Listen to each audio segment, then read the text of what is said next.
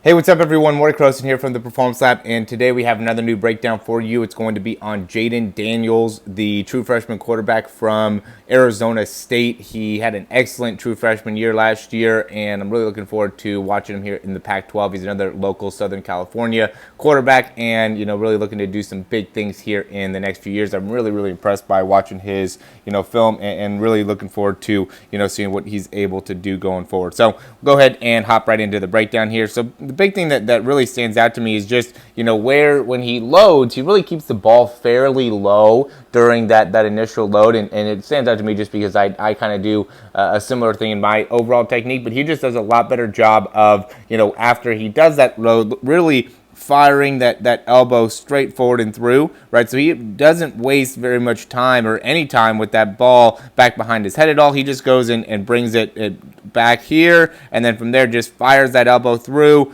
and really uses a lot of the momentum that he generates off that back leg. Notice how he pushes off the back leg there, boom, and then from that position, is now able to get a good amount of his weight going forward, and I've been seeing this a lot lately in quarterbacks where just taking a little bit too short of a stride and not allowing your overall momentum to carry yourself forward and through the actual throw. And because of that, it makes it so it's a lot more difficult to really get as much velocity or distance on your throw, because the momentum needs to actually be moving towards your target. If you just are very stagnant with your body weight, then you're really not going to be able to put as much on the throw. So even though he's a big guy, he's 6'3", but he only weighs 175 pounds, but he's able to throw the ball very well because he's able to use all of his momentum in his actual throw. So this was an excellent throw here.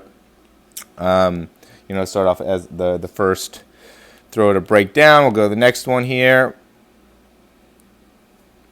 This one's going to be more from the side, where you can really see how much he opens up his hips. So notice here, how he gets those hips all the way open, right? So now basically the hips are facing forward, but he still has the ball. He's just at the back position with the elbow. So that's really creating a great amount of that hip and shoulder disassociation. Which we've talked about this a bunch of times. That's the key, right? The better you can create that hip and shoulder disassociation, the better you can make it so your hips get going and you're able to keep your arm back, keep that front shoulder, front elbow closed, the better success you're going to have in your actual throw. And he has a great, excellent release point too. He releases the ball, the elbow way up over the head, and then drives that elbow down and through as he completes the throw. I think that's an excellent job of being able to be consistent with his throwing delivery, right? Because that's another big part that goes into it that we talk about, especially when we do our webinars and everything. It's a lot about repetition. You got to be able to throw these passes consistently, and you got to be able to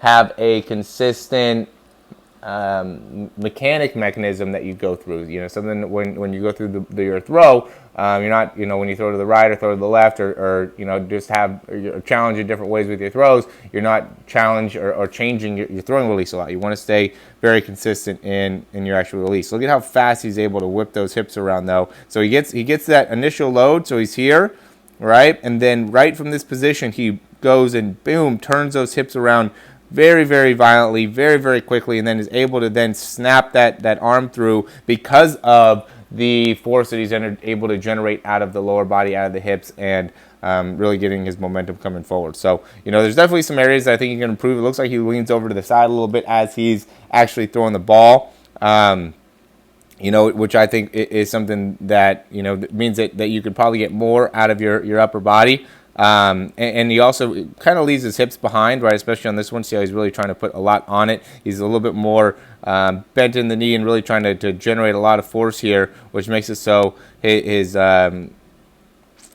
weight kind of gets a little bit stuck, right? But being able to continue to really use that his lower body and get more strength and power within the lower body is going to really help him out as he continues to get older, because he just has such a nice arm talent, right? He has a lot of obvious strength in his upper body, and he also has a lot of long levers within his shoulder to elbow to wrist, and is able to really flick the wrist a lot. So he has a lot of naturalness to his overall throwing release, which is going to be very beneficial for him. And obviously, has the height being 6'3", just the better, the more he's able to, get extension through that back leg and push off through that back leg, and then maintain a little bit better posture within that spine. I think is going to really set him up to have some great mechanics and really have a lot of success here in the coming years. Only true freshman year, so he's still going to be working on his mechanics. I can tell, just by looking into him a little bit, he's a hardworking guy, and really is dedicated to his craft and has had success for a long time. He started out as a true freshman starting quarterback in high school, and so he's been the starting quarterback for a while at a lot of different college, or a lot of different places, high school, college now, and has had a lot of success everywhere that he's went. So I know that he's going to keep on developing his mechanics to get a lot better, and I'm looking forward to watching him in the Pac-12. Obviously, I'm a big Pac-12 fan, being from the California area, and we obviously get a lot of really great quarterbacks coming out of that conference, and I think this guy is going to be the next big time Pac-12 quarterback. So yeah, I think that'll conclude the breakdown here. If you guys have any questions, you could always reach out to me. We have a lot of cool things that we have available here within our program. Big thing that we have is that 7-day free trial for our online program. I really recommend you guys join that, especially if you guys are starting to get back going with your training, because it's going to really add a lot of overall throwing distance, throwing power, and confidence in your mechanics here in the coming months. And really the big thing that we put a focus on is really developing your strength and your power and your range of motion through the shoulder.